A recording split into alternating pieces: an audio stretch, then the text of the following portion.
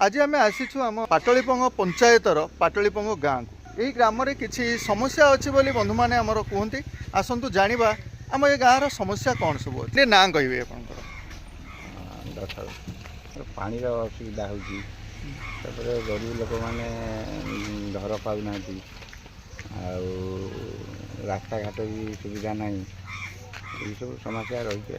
देखुच आम ये ढले रोड अच्छी सेपटे पानी पाइप लगी आसूची ना पानी भल पड़ूनी पानी भल पड़ूनी किंतु ये जो ये पाइप टे जाइए तो वसुधा योजना रे जहाँ आमको लगुच वसुधा योजना जो पानी जोगे दिया घर घर को दिया से पानी से भल पड़ूनी भल पड़ुची 8 दिन 15 दिन थर दो समस्या को नहीं आम जो गाँव को आसुचे भाई ना जहाँ मतामत रखिले ठीक अच्छे रोड समस्या तो है आ किसी अंशर आम जानूचे घर पाई ना किसी लोक बंधु से पाखु जा जाना जानते अंतर्गत योजन घर मिलूँ ये घर गुड़िक क्या आज्ञा ये घर सब साधारण लोक गरीब लोक माने चाल घर अच्छा घर पाई असुविधार सम्मुखीन होती आउ जो माने भिन्नक्षम अच्छा आज्ञा भिन्नक्षम मान जोगे दि जाऊँगी बयस के हम आज्ञा 36 वर्ष बयस है ये हैंडिक्याप भाव में माँ मोर रही बेले ये सहयोग कौन मिली से कथा आसतु आम टे जाना बंधु सहयोग कौन सब मिली हैंडिक्याप भत्ता मिलूँ भत्ता मिलूँ अंतर्गत घर मिली घर मिलनी आप्लाय करन कि आप कौन है मिलानी घर माने न मिलवार कारण पचारानी जाकि पुनर्बार कहीं मिलानी घर घर मिलवा कथा है ये जो घर गुड़िक आज्ञा ये मैंने रोचंती कौटी जगह तो जगह घर कहीं मिलेनी नहीं किसी घोष पैसा पत्र मागी कि सेमती किसी कि अनुभव करेंगे यही असुविधार माँ चलवाई तो सरकार एवं मना कहीं सरकार कहते पीएम आवास योजना रे आमर चाल घर एवं आजबेस्ट घर रहिबो नाही ये परिस्थिति आप भंगा घरे केमती कौन रोचंदी पिला मानकु नै करी से विषय असुविधा होची रहिया नै कि छोट छोट छुआ दिटा से के नादी स्वामी पळी गले काम दाव हम से असुविधा रहू तारे घर आपले 2-3 थर कलुनी भी आसुनी हम गरीब लोक हम तो दौना दी हम सरपंच भी कहले सुनुना आम अवसर तो रही आप देखुं आ सरपंच शुणबेनि कहीं आमको लगुच कि ये जगह आपंकर तो जमाबंदी जगह तो आज्ञा तो जमाबंदी जगह उपरे जने अक्षम लोक घर देखिले ही देदेवा कथा आउ किछि घोष पोष मागुले कि ना हमके घोष पोष मागी ना किछि पैसा पत्र मागी ना घर बखरा भी दौना सरकार कौन टे जनइबे अपन टे कहना कौन सरकार को रिक्वेस्ट करती एंदी गोटे सान दियर भी मोर सान भाई गोटे से भाई भी एंदी घर द्वार न पाइबार से ता ससुर घर को पळै गला पिला संग तापर आमे छाड़ी दे गले घरटा ढियोटा ये हिजो बेली आमे छाड़ी के जाई परनु तापर घर से भांगी भांगी जाइए रही तो कौन कर गरीब लोक उपाय ना जड़े लोक सारा रोजगार कर 3-4 जन 3 जन आम तादे खाई भल मंद खर्च घर करने सारा बल ना रोजगार कौन करती आम सारे माछ धरिक मजूरी नागती जमी ना जमी ना चाष बास आम कर ढियो एति घर जो मानकर घर नहीं से आवास योजना माध्यम घर जोगे दबा से सरकार दायित्व ताले सरकार निजर दायित्व लिभेबारे किछि असमर्थ अछंदी बोली हमकु लागुची कौन सी गवर्नमेंट सुविधा मिलनी इंदिरा आवास भी वंचित आम अच्छु आम तो दिन मजूरिया लोक सर आम गुहारी क्या पाखे करूँ आपण गुहारी करिवे जो भोट देकर जहाँ निर्वाचित कर निर्वाचित कले से माने आपन को दुख दूर करने को आसिले तो से माने दुख दूर करेंगे से आप जनई सरपंच सभ्य बारंबार कही आमर जो वार्ड मेम्बर आम दुख विषय जनई आमर भी संपत्ति बाड़ी भी एत ना दिन मजूर लोक कौन आम ये कली कर आम भी ऑफिशियली किसी जा हो आज्ञा आउ गोटे कथा ये जो घरटी आजबेस्ट घर अच्छी ना कि आउ जनकर प्रथम खाद्य गंडे पाऊँ केमी आज्ञा जाकि मूल मजूरी लगिक खावाई आहार गंडे जोगाड़ करुचु ता सहित रही घर खंडे पाऊनु आज्ञा चाल छपर करके आज पर्यंत आम रही आसुचु भंगा कुटीर आज्ञा सरकार किंतु कहते चाल घर रही ସେଇ କଥାକୁ ନେଇକିରି ଭିଜୁଆଲ୍ ମାନେ ଆମେ ରଖୁ। ସରକାର ଯଦି ଚାଳ ଘର ରଖିବେ ନାହିଁ ତାହେଲେ ଏ ଚାଳ ଘର କାହା ପାଇଁ, କ'ଣ ପାଇଁ ଏ ଚାଳ ଘର ରହିଛି? ଏମାନେ କ'ଣ ଆମ ଭାରତବାସୀ ନୁହନ୍ତି କି, ନା ଆମ ଓଡ଼ିଶାର ଲୋକ ନୁହନ୍ତି? ଏମାନେ କ'ଣ ବାହାରୁ ଆସିଛନ୍ତି କି ଆଜ୍ଞା? ଏମାନଙ୍କ ପ୍ରତି ଏତେ ଅବହେଳା କ'ଣ ପାଇଁ ଆଜ୍ଞା? ବିଚାର ଆପଣମାନେ କରନ୍ତୁ, ତୁରନ୍ତ ଏମାନଙ୍କୁ ଘର କେମିତି ଯୋଗାଇ ଦିଆଯିବ ସେଥିପ୍ରତି ଟିକେ ଧ୍ୟାନ ଦିଅନ୍ତୁ। ବହୁତ ବହୁତ ଧନ୍ୟବାଦ।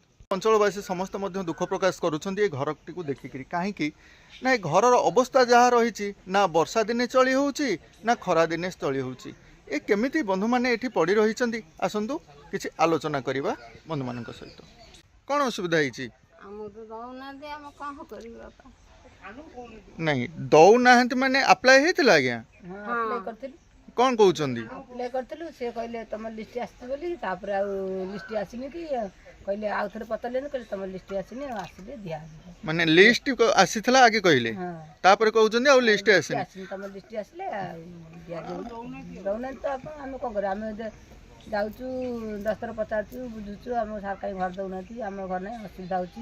ମେଘ ପାଣି ପିଲା ରହିପାରୁନାହାନ୍ତି, ବର୍ଷା ଦିନେ ରହିପାରୁନାହାନ୍ତି, ଖରା ଦିନେ ବି ରହିପାରୁନାହାନ୍ତି, ଆଡ଼େ ବି ସାପ ବାହାରୁଛି ଏ ଘରୁ, ଆଉ ସେ ଦଉନାହାନ୍ତି ତ, ଆଉ ଆମେ କ'ଣ କରୁ ସାର୍? ଯେଉଁ ଦଉନାହାନ୍ତି ଆଉ ନ ଦେବାର କିଛି କାରଣ ଅଛି ବୋଲି କାହିଁ ଆମେ ମନେ କରୁଛୁ। ଘର ତ ଆମେ ଯାହା ଦେଖିଲୁ, କାହିଁ ଘର ମିଳିନି, କ'ଣ ସମସ୍ୟା ରହୁଛି ଆଜ୍ଞା? ସମସ୍ୟା ପଞ୍ଚାୟତରେ ଯେଉଁମାନେ ସରପଞ୍ଚ ହେଲେ ସେମାନେ ଘର ଯିଏ ଗରିବ ଲୋକ ତାଙ୍କୁ ଦେବା କଥା, ସେମାନେ ଦେଉନାହାନ୍ତି। ନ ଦେବାରୁ ଏ ଲୋକମାନେ ଅସୁବିଧାର ସମ୍ମୁଖୀନ ହେଉଛନ୍ତି, ସେମାନଙ୍କ ଦୁଃଖ ବି କେହି ବୁଝୁନାହାନ୍ତି। ସେଇ ସରପଞ୍ଚକୁ ଆପଣମାନେ ଭୋଟ ଦେଇନଥିଲେ କି? ଦେଇଥିଲୁ ଆଜ୍ଞା। ସରପଞ୍ଚକୁ ତ ଭୋଟ ଦେଇକିରି ନିର୍ବାଚିତ କଲେ, ସିଏ ପୁଣି ଆପଣଙ୍କର ବିରୋଧରେ କାହିଁକି ଆସିବ? ସରକାର ଦେଉଥିବା ଯୋଜନା ଗୁଡ଼ିକୁ ଆଣି ଆପଣମାନଙ୍କୁ ଦବା ଦାୟିତ୍ୱ ତାଙ୍କର ଆଜ୍ଞା। ମା କ'ଣ କହୁଥିଲ, କ'ଣ ହେଇଛି? ଘର କାହିଁକି ମିଳିନି? ଆସି ମାପଚୁପ କରି ନେଇଥିଲି ତି, କ'ଣ ଅସୁବିଧା ହେଲା? ମାନେ ଘର ଦଉନାହାନ୍ତି? ପାଠ ପଢ଼ି ଚାକିରି କରିଛନ୍ତି ପିଲାମାନେ? ନାଇଁ ସାର୍, ପାନୀୟ ଜଳର ବି ବହୁତ ସମସ୍ୟା। ଆଉ କ'ଣ ସବୁ ସମସ୍ୟା ଅଛି କହୁନା? ଆମର ଏମିତି ଯୋଉ 3 ମାସ ବନ୍ଦ ହଉଛି, ଗଭର୍ଣ୍ଣମେଣ୍ଟ ବନ୍ଦ କରୁଛି ମତ୍ସ୍ୟଜୀବୀ ମାଛ ମାରିବା ପାଇଁ, ଆମେ କୌଣସି ଗଭର୍ଣ୍ଣମେଣ୍ଟ ସୁବିଧା ପାଇପାରୁନୁ। ଆମର ଏଠି ଚାଉଳ କି ଗଭର୍ଣ୍ଣମେଣ୍ଟରୁ ଗୋଟେ ପଇସା କେନା କିଛି ଚାଉଳ ଆମର ରାସନ ଯୋଗାଇ ଦଉଛନ୍ତି ନା, ଆମର ମେରାଇନ୍ ତରଫରୁ ମିଳେ, ଅଲଗା ବ୍ଲକ, ଆମ ବ୍ଲକରେ ସବୁ ମିଳୁଛି, ଅଲଗା ପଞ୍ଚାୟତ, ବତୀଘର, ରାମନଗର ପଞ୍ଚାୟତ ମିଳୁଛି ସବୁ। ଆମର କୌଣସି ସୁବିଧା ସାର୍ ନାହିଁ। ଆମ କେନ୍ଦ୍ରାପଡ଼ା ଜିଲ୍ଲାର ଏ ପାଟଳିପ ଗ୍ରାମରେ ଥିବା 7 ନମ୍ବର ୱାର୍ଡ଼ବାସୀଙ୍କର ଦୁଃଖ ଆଜ୍ଞା ରହିଛି, ଏମାନଙ୍କ ପ୍ରତି ମଧ୍ୟ ଅଣଦେଖା କରାଯାଉଛି। ଭାଇଙ୍କର ଘର ଖଣ୍ଡିଏ ମଧ୍ୟ ରହିଛି, ଦେଖିପାରୁଥିବେ କେମିତି ଜରି ପାଲ ତଳେ ତାଙ୍କର ଜୀବନ ବିତୁଛି। ଭାଇ କ'ଣ କର? ମୂଲ ଲାଗେ। ଆଚ୍ଛା, ଘର ଖଣ୍ଡିଏ କାହିଁ କଲନି? ଘର ମଜୁରୀ ପଇସାରେ ପିଲାଙ୍କ ପେଟ ପୋଷିବାକୁ ତ ହଉନି, ଆଉ ଘର କେମିତି କରିବୁ? ଯଦି ଆପଣ ଗରିବ ଅଛନ୍ତି ଆଜ୍ଞା, ସରକାର ବା ଗରିବ ମାନଙ୍କୁ ଘର ଯୋଗାଇ ଦଉଛନ୍ତି, ଆବାସ ଯୋଜନା ମିଳିନି ସାର୍। ଆପଣ ଆପ୍ଲାଏ କରିଥିଲେ? କରିଛୁ। କେବେ କରିଥିଲେ? ଏଇ ଗତ ବର୍ଷ କରିଥିଲୁ। ହଁ, ଏ ବର୍ଷ ଯୋଉଟା ଆପଣମାନେ କରିଛନ୍ତି ସେଇଟା ଯୋଜନା ହିସାବରେ ଆସିନି, ପାଖକୁ ଆସିନି, ସେ ଆସିବ। ତା ପୂର୍ବରୁ ଆଉ କରିଥିଲେ ଇନ୍ଦିରା ଆବାସ ହିସାବରେ? ସେତେବେଳେ ତ ବାପା ମାନେ କରିଥିବେ। ବାପା ମାନେ କରିଥିଲେ, ସିଏ ତାଙ୍କର ଦେଖିକି ପଇସା ପତ୍ର ନେଇ ସେତେବେଳେ ଦେଲେ, ଆଉ ଦେଇନାହାନ୍ତି। ଏଇଠି ରୋଷେଇ କରୁଛନ୍ତି? ଆଚ୍ଛା, ଏଇଠି ରହୁଛି। ଆଚ୍ଛା, ଗ୍ୟାସ୍ ଆଉ ଉଜ୍ଜଳା ଯୋଜନାରେ ଯେଉଁ ଗ୍ୟାସ୍ ମିଳିଛି ସେ ବି ମିଳିନି ଆପଣଙ୍କୁ? ମିଳିଛି, ତାକୁ ଘରେ ରଖିଛନ୍ତି। ଆଚ୍ଛା, ଏଇ ଘରେ ଶୁଆଶୁଇ କରୁଛନ୍ତି। ପିଲାମାନେ କ'ଣ, ପିଲାପିଲି? ଆଚ୍ଛା, ପଢ଼ାପଢ଼ି, ଛୋଟ ପିଲାମାନେ ପଢ଼ାପଢ଼ି କରୁଛନ୍ତି ତ? ହଉ ଆଜ୍ଞା, ସେମାନଙ୍କ ପ୍ରତି ଟିକେ ଧ୍ୟାନ ଦେବେ, ପିଲାମାନଙ୍କୁ ଟିକେ ଭଲରେ ପାଠ ପଢ଼େଇବେ ଆଜ୍ଞା। ଶ୍ରମିକ ହୋଇ ପଛେ ଯେମିତି ପେଟ ପାଇଁ 2 ମୁଠା ଚାଉଳ ଯୋଗାଡ଼ କରୁଛନ୍ତି, ସେମିତି ପିଲାମାନଙ୍କ ପାଇଁ ଟିକେ ପାଠ ପଢ଼ିବାରେ ସହଯୋଗ କରିବେ।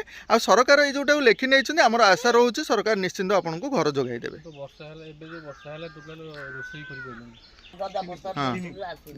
ଦିନ ମଜୁରିଆ ତାଙ୍କର ଏଇ 2 ବଖରା ଘର, ଛୋଟ ଛୋଟ ଛୁଆ ବି ଇନ୍ଦିରା ଆବାସରୁ ସେ ବଞ୍ଚିତ ଅଛନ୍ତି, ଆଉ ବି ଗଭର୍ଣ୍ଣମେଣ୍ଟର କୌଣସି ସହଜ ସୁବିଧା ମିଳୁନାହିଁ।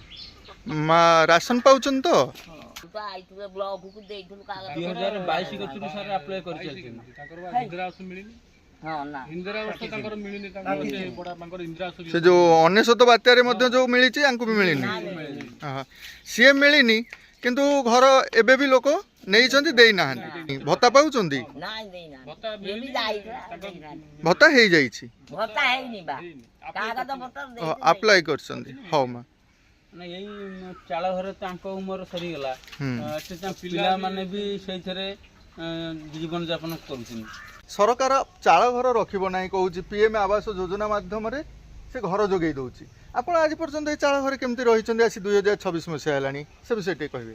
ଯେ ସରପଞ୍ଚକୁ ଆମେ କହୁଛୁ, ସରପଞ୍ଚ ହଁ ହଁ ମାରୁଛୁ, ସରପଞ୍ଚ ଘର ଦେଉନାହାନ୍ତି।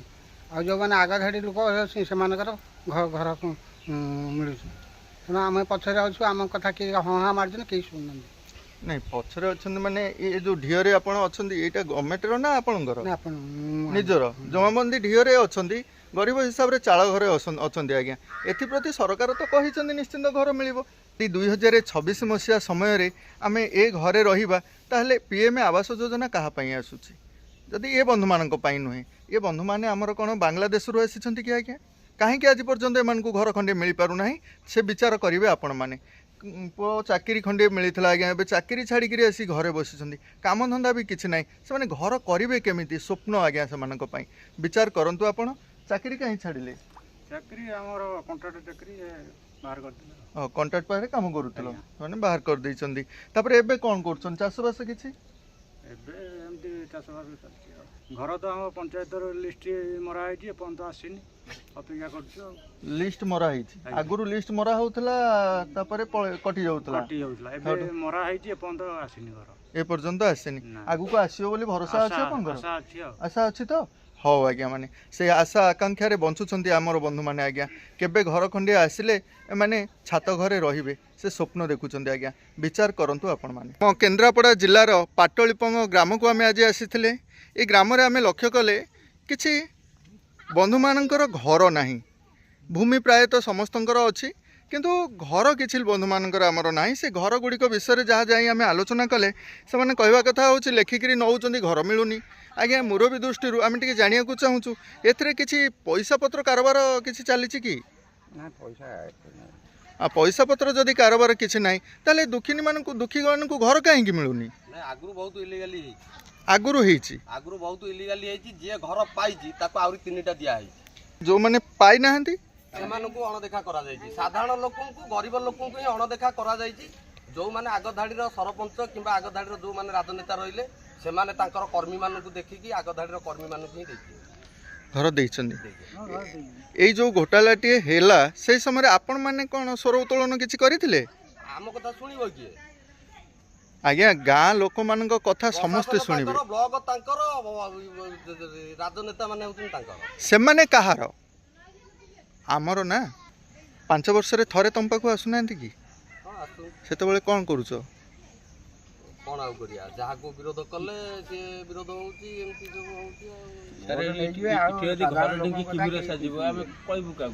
ମୁଖ୍ୟ କଥା ହେଲା ପୁଅ, ଏଠି ଯଦି ଘର ଢିଙ୍କି କୁମ୍ଭୀର ହୁଏ, ଯଦି ଭାଇଚାରା ଆମର ନଷ୍ଟ ହୁଏ ଆଜ୍ଞା, ଆମ ଭିତରେ ଭାଇଚାରା ସମ୍ପର୍କ ନାହିଁ, ଅନ୍ୟମାନେ ଜାଣନ୍ତି, ସେମାନେ ଆମକୁ ଅସୁବିଧାରେ ହିଁ ପକେଇବେ। ଯୋଉ ଘର ସବୁ ଘୋଟାଲା ହେଇଛି ସେମାନେ କ'ଣ ଅଫିସର ଜାଣିନାହାନ୍ତି? ସେମାନେ ଜାଣିଥିଲେ, ସମସ୍ତେ ଜାଣି ଶୁଣିକି ନିଦ୍ରାରେ ଶୋଇ ରହିଛନ୍ତି ଆଜ୍ଞା। ସେମାନଙ୍କୁ ଉଠେଇବା ପାଇଁ ଆମ ପରିକା କିଛି ଚ୍ୟାନେଲ ସବୁ ଆବଶ୍ୟକ କରୁଛୁ। ସେଇଥିପାଇଁ ଆପଣମାନଙ୍କ ପାଖକୁ ଆମେ ଆସୁଛୁ ଆଜ୍ଞା, ବୁଝିପାରିଲେ? ସେମାନେ ବି ସାର୍ ବାରମ୍ବାର ଇନକ୍ୱାରି ଆସିନି, ଅଥବା ଘର ଖଣ୍ଡେ କାହାକୁ ମିଳିନି। ଆପଣ ତ ନିଜେ ଦେଖୁଛି ଘର ଆସୁଛି, କିନ୍ତୁ ସବୁ ଆଗ ଧାଡ଼ିର ରାଜନେତା ମାନେ ନେଇ। ଆମର ବଡ଼ ଭାଇ ଯୋଉ କଥା କହିଲେ, ଯୋଉ ଲୋକଙ୍କର ଅଛି ସେଇମାନଙ୍କୁ ହିଁ ଦିଆହେଇଛି, ଯୋଉମାନଙ୍କର ତ ନାହିଁ। ଆଉ ଯୋଉମାନେ ଗରିବ ଲୋକ ସେମାନେ କିଛି କରିପାରିବେନି।